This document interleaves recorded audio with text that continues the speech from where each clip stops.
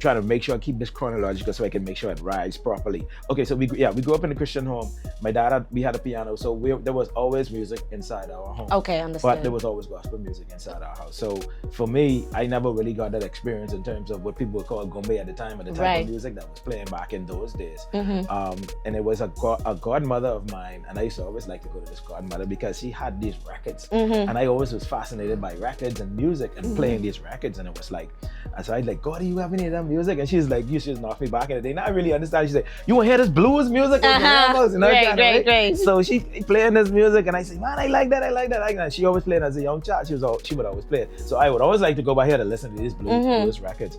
And so funny that the only records that we had in our home, and that I would say was remotely close, would have been like an Eddie Menace. You. Of course, Eddie Menace is a Christian. He's Christian, a church guy. Right. But he wrote a lot of songs with it, and he had Ronnie Butler singing quite a bit. So I got that Ronnie Butler kind of flavor from that type of music. And then so now fast forwarding into now. For me, it was always being musically inclined. So I learned my first chords from my brother, Kevin McKenzie. Right on that piano in the house.